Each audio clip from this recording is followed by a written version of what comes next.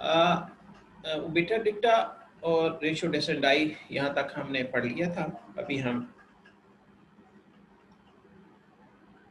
Binding president जो है इसका नेक्स्ट चीज देखते हैं। Judges who must decide on subsequent cases are required to identify the judicial precedent, if any, that applies in the case.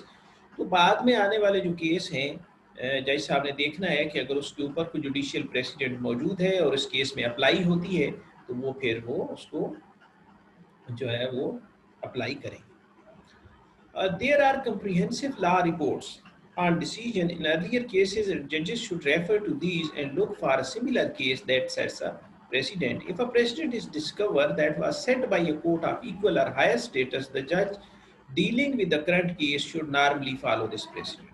अगर जज देखता है कि उस पहले वाले केस के फैक्ट जो हैं वो इससे मिलते जुलते हैं मौजूदा केस से और उससे किसी ऊपर वाली अदालत ने उसका फैसला किया है तो नॉर्मली वो उसको फॉलो करते हैं।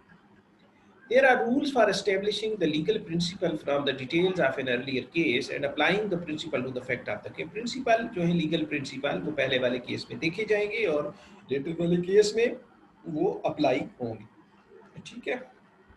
The legal principle must form part of judge ratio डेसेंडाई। ये बात मैं पहले कर चुका हूँ कि वो जो legal principle या legal जो question of law है वो decided according to the ratio डेसेंडाई। The fact in the case must be materially the same। अच्छा यहाँ ये बात की गई है कि आपका जो केस के फैक्ट्स हैं वो materially एक जैसे होने चाहिए। अगर वो एक जैसे हैं तो फिर वो जज एक्सेप्ट करेगा, अदरवाइज वो उसको इग्नोर कर सकता है। ठीक है। The fact in the case must be materially the same as in the case that is used as the precedent. If a judge decides that the material fact in a later case are different, he or she can ignore the precedent। अगर आप उनके fact एक जैसे नहीं है तो उसको ignore किया जा सकता है।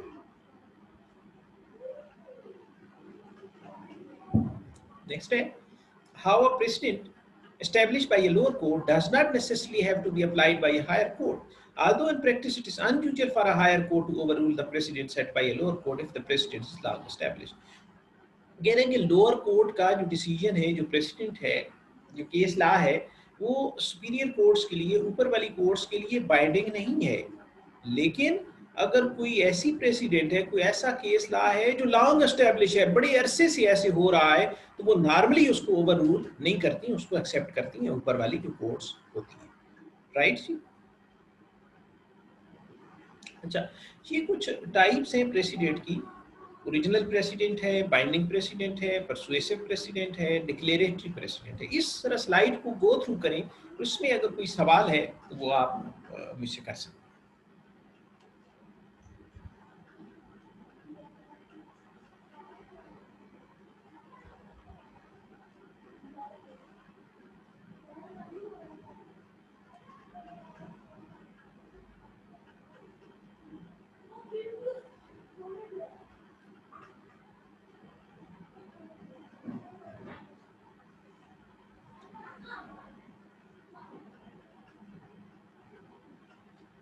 जी, कोई सवाल है इसके ऊपर? चले मैं थोड़ी सी बात कर लेता हूँ। सर, ओरिजिनल एंड बाइंडिंग में डिफरेंस क्या है? मैं करता हूँ, वन बाय वन बात कर लेता हूँ। Original president is one which creates and applies a new rule. Original president वो प्रेसिडेंट है जो एक कोई नया रूल उससे बनता है या कोई एक बिल्कुल नई बात की जाती है, एक ऐसा क्वेश्चन ऑफ लॉ है जिसके ऊपर पहले कुछ डिसाइड ही नहीं हुआ, तो वो ओरिजिनल प्रेसिडेंट कहलाती है। इसकी एग्जांपल मैं देता हूँ आपको, मेरे रिसेंटली अभी कोई एग्जांपल और ज़हन में नहीं आ रही। इसमें वो साल पहले की बात है, या थोड़ा सा साल से ज़्यादा हो गया होगा, कि दूसरी शादी जो है इसके ऊपर एक कानून है कि आपने उसको किस तरीके से करना है। तो उस रूल की जो वायलेशन जिन लोगों ने की, तो सुप्रीम कोर्ट ने उसके ऊपर 2 साल सजा दे दी। ये बिल्कुल एक नई बात है, इससे पहले कभी इस केस में सजा ही नहीं हुई थी। तो ये ओरिजिनल प्रेसिडेंट है। वो ऐसी बात जो पहले ऐसा एक डिस्प्यूट, ऐसा एक क्वेश्चन ऑफ लॉ जिसके ऊपर पहले कोई डिसीजन है ही नहीं, एक नई बात की गई, एक नया रूल बना दिया गया। ठीक है कि 2 साल उसको सजा दे दी गई। तो सुपीरियर कोर्ट है, जो कि सुप्रीम कोर्ट मुल्क की सबसे बड़ी कोर्ट है, अपेक्स कोर्ट है, तो बाकी जो नीचे वाली अदालतें हैं उन्होंने दूसरे दिन से ऐसे केसों में 2-2 साल सजा देना शुरू कर दिया। ठीक है, तो ये बेसिकली ओरिजिनल प्रेसिडेंट कहलाती है। बाइंडिंग प्रेसिडेंट ये है कि वो किसी सुपीरियर कोर्ट का फैसला है और नीचे वाली जो कोर्ट्स हैं उनके और उस फैसले के फैक्ट एक जैसे हैं, तो वो बाइंडिंग प्रेसिडेंट है। उनके लिए उसको ओबे करना, उसको एक्सेप्ट करना बाइंडिंग है। फिर परसुएसिव, परसुएसिव का मतलब है कि वो बाइंडिंग नहीं है लेकिन वो परसुएसिव है, परसुएड कर सकती है वो। Like decision of lower court, एक लोअर कोर्ट का फैसला है जो नीचे ऊपर वाली कोर्ट को परसुएसिव हो सकता है, उसको अपील कर सकता है। और बाहर की जो मुल्क डिसीजन बाई अदर कंट्रीज जो हैं वो बाइंडिंग प्रेसिडेंट नहीं है लेकिन वो परसुएसिव हो सकता है। Declaratory precedent is the application of an already existing rule of law. कोई ऑलरेडी कोई एग्जिस्टिंग रूल ऑफ लॉ था कोई, तो उसको डिक्लेयर कर देना कि भाई ये इस सिचुएशन में ये जो है ये अप्लाई होता है, वो आपकी डिक्लेरेटरी प्रेसिडेंट कहलाती है। अभी इस स्लाइड में कोई सवाल है? तो परसुएसिव प्रेसिडेंट जो है, चूंकि हम यहाँ पे जो है अदर कंट्रीज का कह रहे हैं, तो ऐसा भी हो सकता है कि वो हमारे जो कानून है उसके खिलाफ मतलब कि मुताबिकत उससे ना रखते हो, या तो वो हम किस तरीके से जो है फिर यहाँ पे अप्लाई कर सकते हैं? जी, परसुएसिव का मतलब यही है, परसुएसिव का मतलब है कि उसको रेफर किया जा सकता है, उसकी बात की जा सकती है, वो कोई बाइंडिंग प्रेसिडेंट नहीं है, ठीक है। और आपके कॉन्स्टिट्यूशन के अंदर लिखा हुआ है कि ऐसी को बात जो हमारे लॉज ऑफ द लैंड के अगेंस्ट है, वो बेशक बाकी मुल्कों की अदालतों का फैसला हो, वो हमारे लिए उसकी कोई हैसियत नहीं है, ठीक है।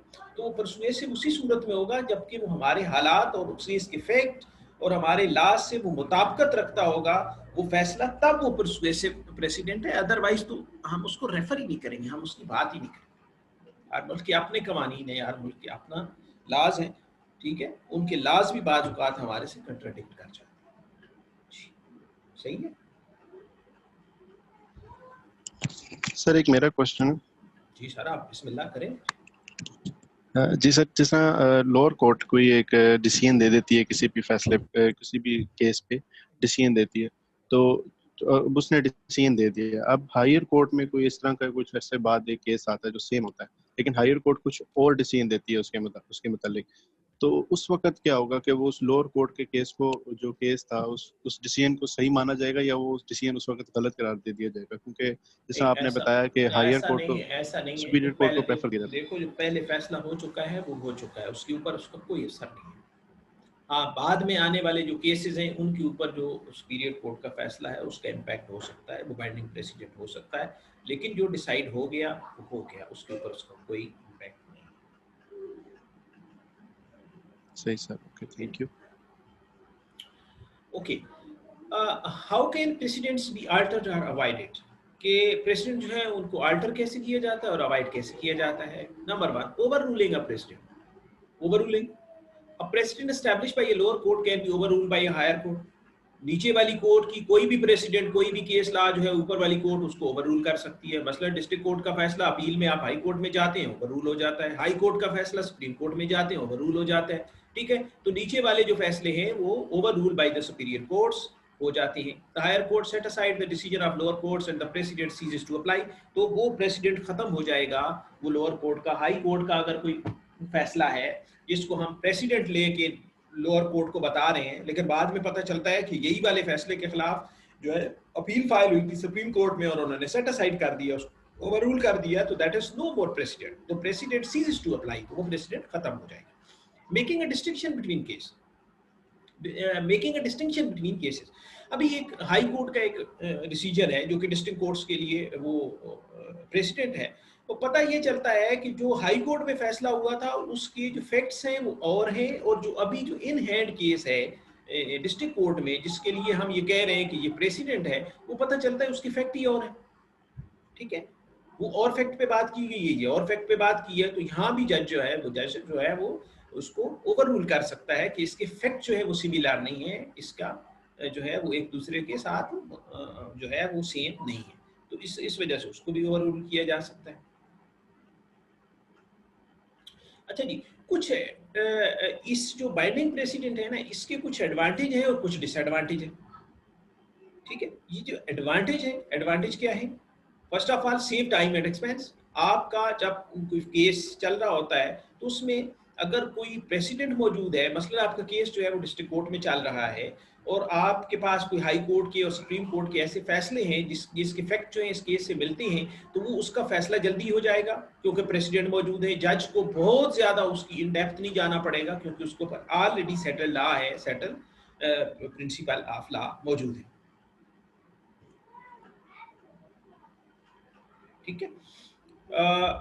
एक तो उसमें टाइम बच जाएगा और दूसरा उसमें एक्सपेंस बच जाएगा। एक्सपेंस किस तरह बचेगा कि बहुत लेंथी प्रोसीडिंग नहीं होगी, लेंथी प्रोसीडिंग होगी तो बेचारा जो लिटिगेंट्स है उनका एक्सपेंस भी बचेगा और अल्टीमेटली गवर्नमेंट का एक्सपेंस भी बचेगा। जज की एक कास्ट है, जज is sitting on the cost of government, तो उसकी जो है वो जो एक फैसला उसने से 5 दिनों में करना है, 5 पेशियों पे करना है, अगर वो 2 पे हो जाता है इट मीन्स कि 3 जो है हियरिंग डेट्स जो है उसका टाइम बच गया तो वो किसी और केस को देगा। तो अल्टीमेटली कास्ट ऑफ जो है वो litigants, cost of lawyer and cost of जजेस, ये सारे का सारा एक्सपेंस जो है सेव होता है। तो ये प्रेसिडेंट का एक फायदा है। दूसरा जो है consistency in judicial system, judicial decision. तो जुडिशियल डिसीजन जो है अगर उसी सुपीरियर कोर्ट के फैसले को सारी जो है वो एक्सेप्ट कर रही हैं उसी सिमिलर फैक्ट्स के अंदर, तो इस तरह जुडिशियल सिस्टम जो है उसके अंदर एक जो है वो एक कंसिस्टेंसी आ जाती है, flexibility in law.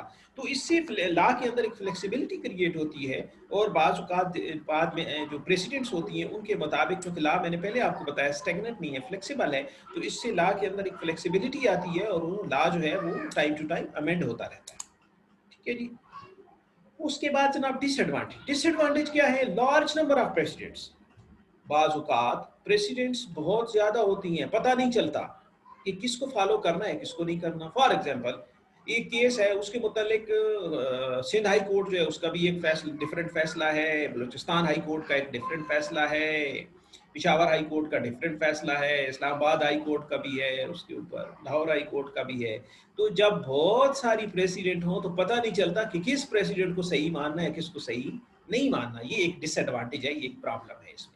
Unjust president, बाज़ औक़ात ऐसा होता है कि कुछ प्रेसिडेंट्स ऐसी होती हैं जो अनजस्ट होती हैं, वो गैर मुनसिफाना होती हैं, तो वो भी बाज़ औक़ात फॉलो करनी पड़ जाती हैं। तो ये भी इसका एक डिसएडवांटेज है कि ऊपर वाली कोर्ट का फैसला लाजमी नहीं है कि वो बड़ा ही रैशनल हो, रेशो डिसेंडाई वाला हो, स्पीकिंग आर्डर हो, उसके अंदर भी कमी बेशी हो सकती है जो बाज़ औक़ात प्रेसिडेंट का बायस बन जाती है और अल्टीमेटली अनजस्ट होता है। और number 3 is the judiciary makes the law. यहाँ मेरा सवाल है आप लोगों से कि किसी भी मुल्क के कितने आर्गन्स होते हैं, कितने स्तून होते हैं? कोई बता सकते हैं मुझे? अनम्यूट करके कोई बता सकते हैं मुझे? किसी भी मुल्क के कितने स्तून होते हैं, कितने आर्गन्स होते हैं किसी भी स्टेट के? जी सर 3 होते हैं, judiciary establishment and court, judiciary establishment और एक और है और भी सर एक जनरल जुडिशरी और पार्लियामेंट। जी जी एक पार्लियामेंट है, ठीक हो गया। और कोई भाई कोई बता सकते हैं मुझे? जी कोई नहीं है। अच्छा जी, मुल्क के बेसिकली जो है 3 स्तून होते हैं जो तो किताबों के अंदर है, जो हम सोशियोलॉजी के अंदर पढ़ते हैं, कानून के अंदर पढ़ते हैं, किताबों के अंदर लिखा हुआ है। तो बेसिकली 3 स्तून है आपके मुल्क के। सबसे पहले तो आपकी है लेजिस्लेचर, जिसको उर्दू में कहते हैं मुकन्ना। मुकन्ना बेसिकली कानून साजी को कहते हैं, कानून साजी पार्लियामेंट, जिसको पार्लियामेंट कहते हैं। ठीक है जी, हमारा अपर हाउस है, लोअर हाउस है। ये बेसिकली आपका लेजिस्लेशन जो है, कानून साजी पार्लियामेंट, ये एक पिलर है। दूसरा पिलर जो है ये कानून बनाने वाले हैं और कानून की इंटरप्रिटेशन जो है वो अदालतें करती हैं, तो वो आपकी जुडिशरी है जिसको अदलिया कहते हैं। ठीक है, दूसरा स्तून। और तीसरा इसकी इम्प्लीमेंटेशन करती है एडमिनिस्ट्रेशन, जिसको इंतजामिया कहते हैं उर्दू में। तो ये तीसरा पिलर है। ठीक है, ये 3 पिलर गिने जाते हैं। लेकिन अभी जो जदीद डिस्कशन है, जो लेटेस्ट डिस्कशन है, उसमें लोग कहते हैं कि सहाफ़त जो है वो भी एक, जर्नलिज्म जो है, सहाफ़त, वो भी एक स्तून है, एक पिलर है स्टेट का। और कुछ लोग इसमें कहते हैं कि हमारे यहाँ तो जो है वो आर्मी भी एक बहुत बड़ा पिलर है। ठीक है, ये एक डिस्कशन है, किताबों की हद तक मैंने आपको अर्ज कर दिया और प्रैक्टिकली जो डिस्कशन है वो भी आपको अर्ज कर दिया। यहाँ तक सब क्लियर है? कुछ सवाल? जहां तक हम सर ये काइंडली दोबारा बता दीजिएगा, तीन आपने बताया, legislation, administration and the third one जो सेकंड में था वो जुडिशरी अदलिया। ओके। यहाँ तक कि कोई ये जो स्लाइडें हमने गो थ्रू की हैं, इन स्लाइडों के मुतालिक यहाँ तक कोई सवाल हो किसी के? चलो आगे चलते हैं। कोई सवाल मेरा ख्याल है नहीं। ले जी, जैसा कि मैंने आपको अर्ज किया कि लॉ जो है वो बेसिकली दो हिस्सों में डिवाइड है और बाकी सारे आगे इसकी जो है ऑफशूट्स हैं, criminal law and civil law. Criminal law and civil law, criminal law जो है उसको उर्दू में कहते हैं फौजदारी और सिविल लॉ जो है उसको उर्दू में कहते हैं दीवानी। तो जब भी फौजदारी मुकदमात और दीवानी मुकदमात की बात होती है तो आपको being a business graduate, although you are not a law graduate, लेकिन being a business graduate, a prudent citizen और एक पढ़ा लिखा इंसान होने की हैसियत से पता होना चाहिए ये बात कि फौजदारी मुकदमात क्रिमिनल केसेस को कहते हैं और दीवानी मुकदमात सिविल केसेस को कहते हैं। ऐसे मुकदमात जो क्रिमिनल लॉ के तहत फाइल होते हैं वो क्रिमिनल केसेस कहलाते हैं और ऐसे केसेस, ऐसे मुकदमात जो सिविल लॉ के तहत फाइल होते हैं अदालतों में वो दीवानी मुकदमात कहलाते हैं। इनके कवानीन अलग अलग हैं, इनके कोड अलग अलग हैं। हमारे यहाँ एक कोड है जिसको क्रिमिनल कोड 1898 का है, ठीक है, उसके तहत हमारी क्रिमिनल प्रोसीडिंग जो है वो गवर्न होती है। और फिर हमारे यहाँ civil code, civil procedure code जिसको कहते हैं, क्रिमिनल प्रोसीजर कोड और सिविल प्रोसीजर कोड जो है वो 1908 का है, जिसके तहत हमारे सिविल अदालतें जो होती हैं, सिविल मुकदमात जो होती हैं वो उसके तहत चलते हैं। ठीक है जी, यहाँ तक सही हो गया।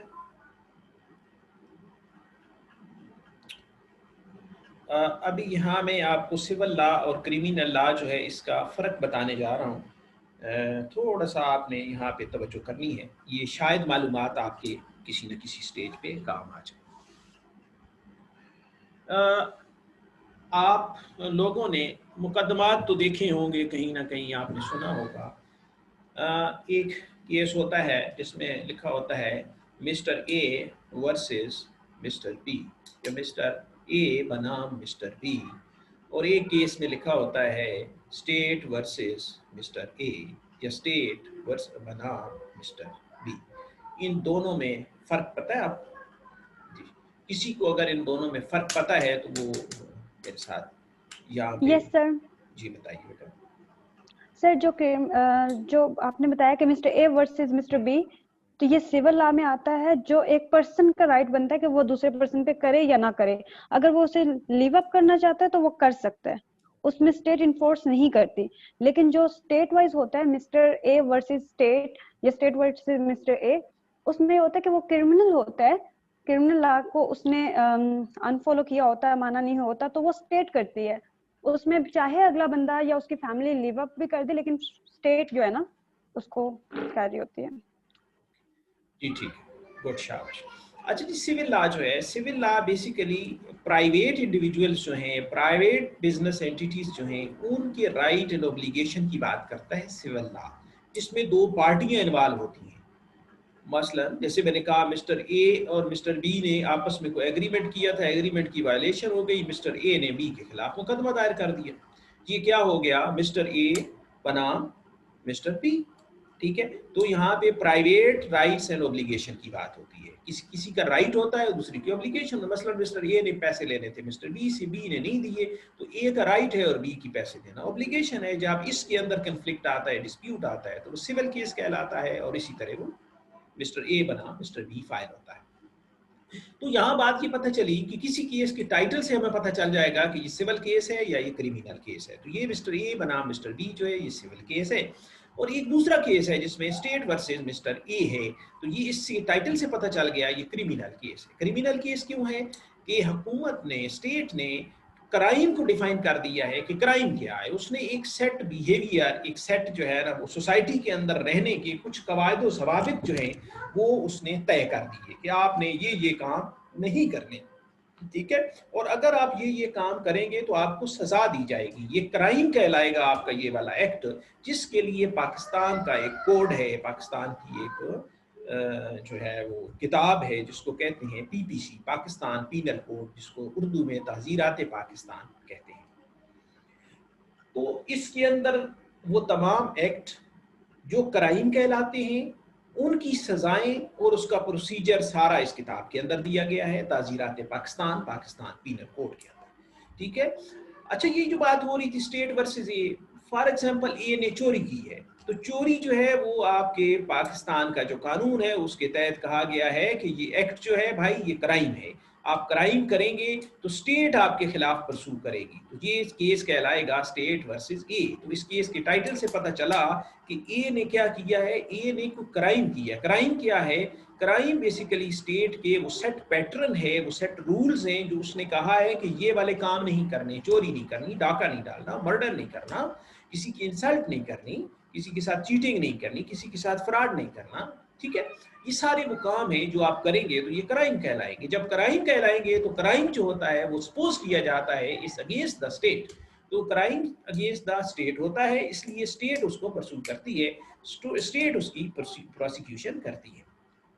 राइट जनाब, यहाँ तक मेरा ख्याल है मैंने इस पर काफ़ी सैर हासिल बात कर दी है, तो इस तरह स्लाइड को गो थ्रू करते हैं। Criminal law, criminal law establish conduct that the state consider unacceptable and which it wishes to prevent. Individual or organization that act contrary to the criminal law are threatened with punishment by the state in the form of imprisonment also. हाँ, criminal cases के अंदर दो सजाएं होती हैं, या जुर्माना होता है या कैद होती है या दोनों होते हैं। ये क्रिमिनल जो केसेस हैं उनका आउटकम ये है, उनका फैसला ये है कि या कैद होगी या जुर्माना होगा या दोनों होंगे। एक्चुअली सिविल केस के अंदर जो है डिफरेंट आपकी रेमेडीज हैं, यहाँ पे रेमेडी ये है। With the criminal law the state establishes acceptable standard of behavior and represent the interest of the society as a whole in doing so. Legal action may be brought by the state against the individual, ये बात मैं कर चुका हूँ, who are accused of being in breach of criminal. accused का मतलब होता है, accused का मतलब है मुल्ज़िम। It is the responsibility of the state and not the private individual to bring these legal action in criminal trial. Criminal trial जो है वो basically state की जिम्मेदारी है, क्योंकि ये state के rules हैं। state के rules की जब भी कोई individual या organization violation करेगी तो state उसके खिलाफ action करेगी, ना कि individual करेगी।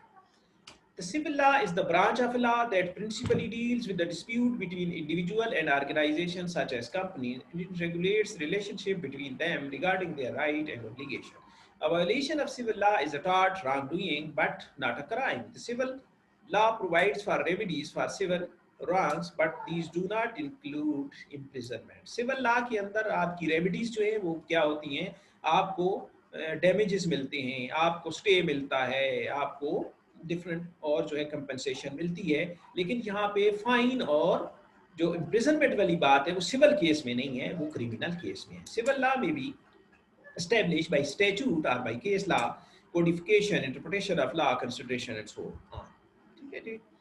अच्छा जी, सिविल लॉ की एग्जांपल, ये जनाब ये सारी जो यहाँ पे बातें लिखी गई हैं ये सारे के सारे सिविल लॉ है। प्रॉपर्टी का डिस्प्यूट है, दो पार्टीज के दरमियान है।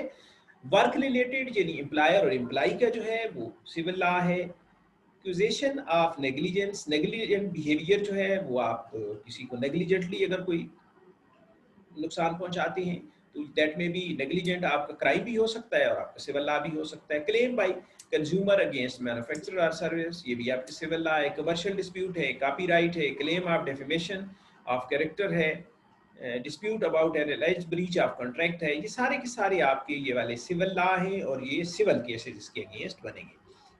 अच्छा सर, एग्रीमेंट भी इसमें एग्जांपल आती है इसकी? जी, एग्रीमेंट बिल्कुल ऐसे ही है, यहाँ पे कहीं लिखा होगा नहीं एग्रीमेंट।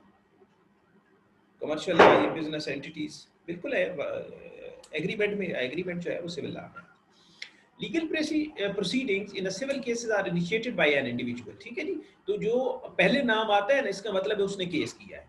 जब mister A versus mister B होगा तो मींस कि मिस्टर ए ने केस किया है। स्टेट वर्सेस ए है तो इसका मतलब है स्टेट ने किया है। और जब आपने उसके खिलाफ अपनी जो हमेशा जो इब्तदाई केस होता है वो स्टेट वर्सेस इंडिविजुअल ही होता है, लेकिन उसके खिलाफ जब आप अपील करते हैं तो फिर वो आ जाता है मिस्टर ए वर्सेस तो जो केस करता है उसका नाम पहले आता है, जिसके ऊपर केस होता है उसका नाम बाद में आता है। In contrast criminal prosecution is brought to the court by the state, ये बात हम पहले कर चुके हैं। For example, an individual may bring a civil action against another person, claiming a wrongdoing by that person and seeking a settlement. For example, seeking money compensation in the form of damages. अभी मैंने बात की है कि civil remedy जो है, civil cases के अंदर आपको डैमेजेस मिलते हैं, कंपनसेशन मिलती है, स्टे मिलता है। The civil case might therefore be identified as Tanveer versus Khatri, whereas a case is brought to the civil court by Tanveer, the plaintiff, and who is making a claim against the Khatri is the claimant.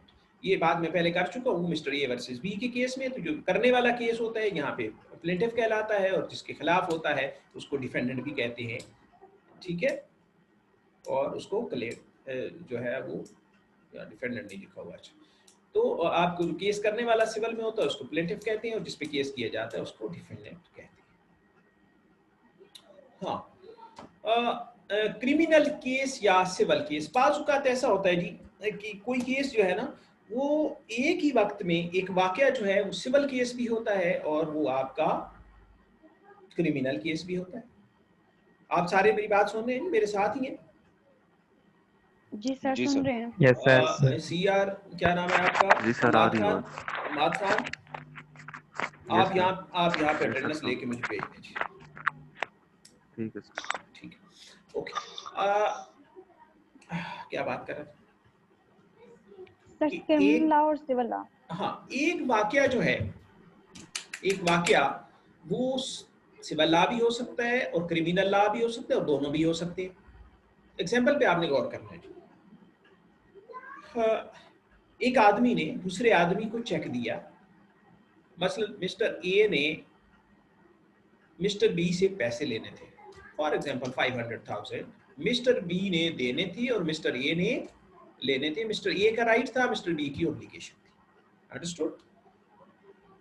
Mister B जो है वो 5 लाख का check देता है mister ए को, और वो check जो है मिस्टर ए अपने अकाउंट में जमा कराता है, वो चेक डिसऑनर हो जाता है। जी, यहाँ पे क्या हुआ जी? क्या एक्ट हुआ यहाँ पे जी? कोई बता सकते हैं मुझे? जी सर, एक तो ये कि उसने उसको चीट किया जो पर्सनली मिस्टर ए को, ठीक है, अपनी, और द सेकंड चीज के अगर कोई भी चेक डिसऑर्डर होगा तो इट्स मीन कि आपने स्टेट का रूल भी तोड़ा है।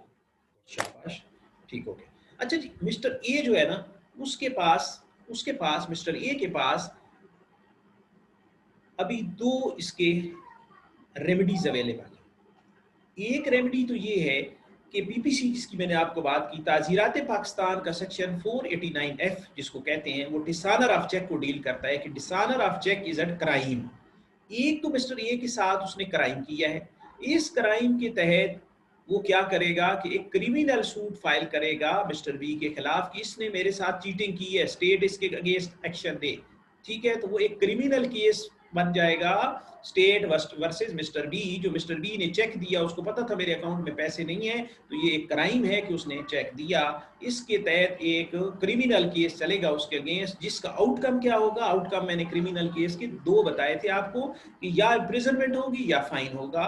मिस्टर ए के पैसे किधर जाएंगे जो उसने 5 लाख लिया है? क्रिमिनल केस में रिकवरी तो नहीं होती। क्रिमिनल केस का आउटकम तो होता है इम्प्रिजनमेंट या फाइन। अभी मिस्टर ए के पास दूसरी रेमेडी है, वो सिविल रेमेडी है कि इसने मेरे 5 लाख देने हैं, मेरे एग्रीमेंट की इसने खिलाफ वर्जी की है, इस डेट को इसने पैसे देने थे। वो एक सिविल सूट फाइल करेगा कि मेरे 5 लाख इससे लेके मुझे दिए जाएं।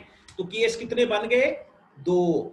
एक बाज़ औक़ात एक वाकया से 2 केस बन जाते हैं, उसमें क्रिमिनल केस भी बन जाता है और उसमें सिविल केस भी बन जाता है। ये मेरी बात समझ आई है लोगों? जी सर, आ गई है। Yes sir. गुड, शाबाश, सारी बातें आपको तो समझ आ रही हैं, ठीक है।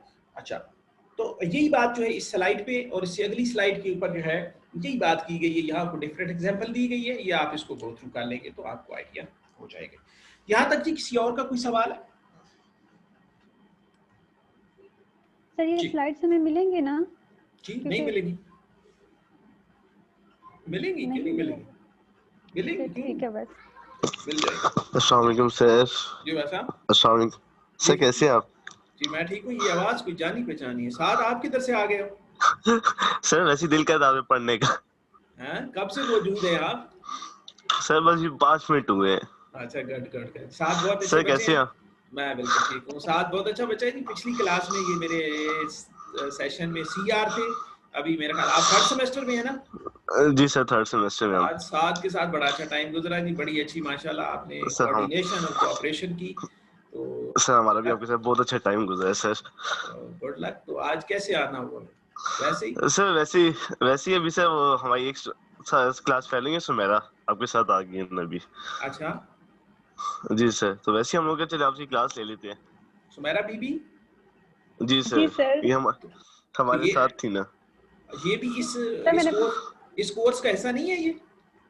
सर नहीं सर मैं है सर, लास्ट टाइम इन्होंने सेमेस्टर फ्रीज करा दिया था ना, अच्छा, तभी ओके आपसे पढ़ ओके। रही हैं दोबारा। जी अच्छा, सर। इन्होंने आपको लिंक भेजा है। कोई बात नहीं। जी सर। जी सर। नहीं सर मैं मतलब पढ़ना सुनना जो है ना वो एक राइट ऑफ ऑडियंस। कोई नहीं, ये आपका राइट है। मैं आपको मना नहीं करता, कोई बात नहीं। अगर आप जी सीखना हो फिर भी टाइम हो तो मेरी तरफ से पाबंदी नहीं है। आप, मैं तो बोल रहा हूँ सही मेरे है सर। 20 सुन रहे हो या 30 सुन रहे हो, ठीक है ना? Thank you so much sir. और सब ठीक चल रहा है? अल्हम्दुलिल्लाह सर, ठीक ठाक। चलो यार, ये बच्चों को थोड़ा सा बता देना, रूल्स एंड रेगुलेशन मेरे जो होते हैं ना। सर वो मैं सीआर से सर में बात हो चुकी, उससे पहले मैं बता दिया था। अच्छा, जी सही है। सर, इसको इनसे मैंने सर सारी स्लाइड भी शेयर की थी और सब कुछ शेयर कर दिया स्टार्ट में। वल्लाह सब कुछ आपने इनको दे दिया? जी सर। वो रिकॉर्डेड लेक्चर भी दे दिए इनको? नहीं सर वो नहीं दिए, बाकी सब कुछ दे दिया था, रिकॉर्डेड लेक्चर नहीं दिए। अच्छा, कोई बात नहीं, ठीक है। अच्छा सर काइंडली ने बोले कि मेरी भी हेल्प कर दें। अच्छा, साथ हेल्प करें ना जी सर, इंशाल्लाह सर। सबकी सही हेल्प है सर, करनी है आपने। देखो मैं इंशाल्लाह सर। बेसिकली जो है ना मैं क्लास का एक डिसिप्लिन चाहता हूँ। मैं उसका एक डेकोरम चाहता हूँ। सिंपल सी बात है जी जी कि क्लास का जी जी एक सर। पढ़ने और पढ़ाने वाला जो है ना वो जो है, मैं नाराज होता हूँ कि बीच में आप बात करें, मुझे डिस्टर्ब करें, स्लाइडों के ऊपर लकीरें लगाएं। हाँ, इन बातों से मैं नाराज होता हूँ। ये काम नहीं करने, बाकी चलता रहेगा इंशाल्लाह। तो ले जी, साथ टाइम थोड़ा रह गया, मैं जरा कंक्लूड करना है। 5 मिनट रह गए, 10 मिनट। सही है सर। Thank you. अच्छा जी, बर्डन ऑफ प्रूफ जी, आखिरी बात है बर्डन ऑफ प्रूफ। यहाँ तक किसी का कोई सवाल तो नहीं है? यहाँ तक किसी का कोई सवाल है?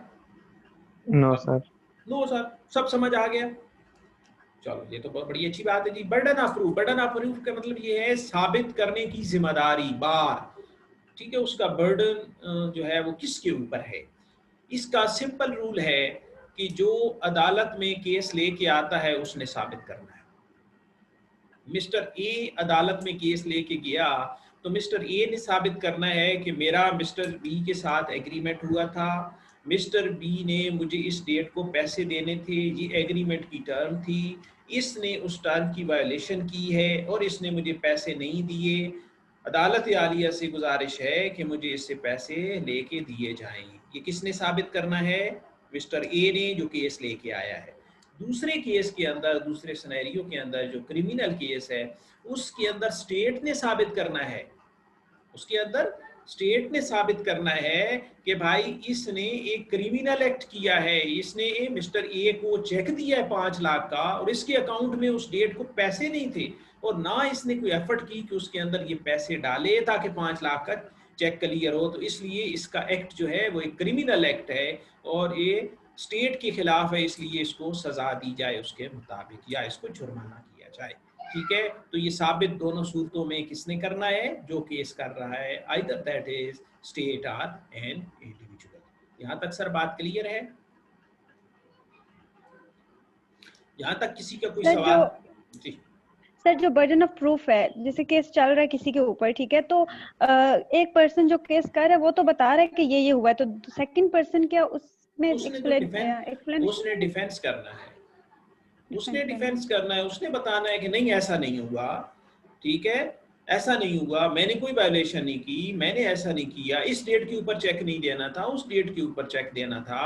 लेकिन बर्डन ऑफ प्रूफ हमेशा जो है वो केस करने वाले के ऊपर ही रहेगा कि उसने साबित करना है कि मेरे साथ जो है वो ज्यादती हुई है, मेरे साथ जो है वो इसने ठीक नहीं किया, इसने वायलेशन की है, इसलिए मैं अदालत में आया हूँ, मैं अदालत में ठीक आया हूँ, मैं अदालत में जो है वो विद क्लीन हैंड्स आया हूँ मैं सही आया हूँ कि इसने मेरी वायलेशन की है, ये साबित उसने करना है बेसिकली जो केस करता है।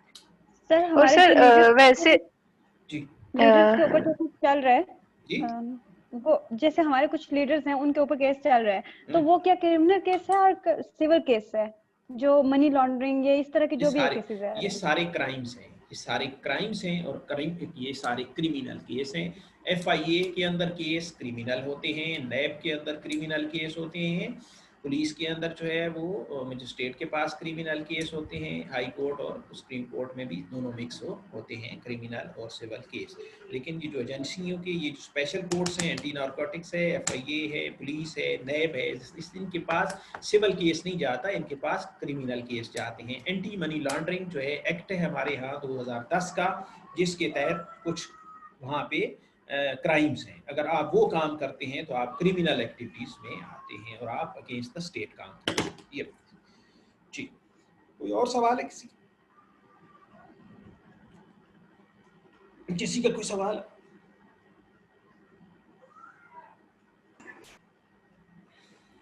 अच्छा जी, तो आखिरी दो बातें, ये आपको रिकॉर्डिंग भी मैं कोशिश करूंगा कि आपको दे दूं और आपको फिर गाहे बगाहे असाइनमेंट भी मिलेंगी। और मेरा नहीं ख्याल कि आपको इन असाइनमेंट्स और रिकॉर्डेड लेक्चर के अलावा किसी चीज़ की ज़रूरत है, लेकिन फिर भी इंशाल्लाह मैं अगली क्लास में आपको कोई किताबें भी बता दूंगा कि अगर आप किताबें लेना चाहें तो एक दो किताबें मेरे पास वो आई हैं,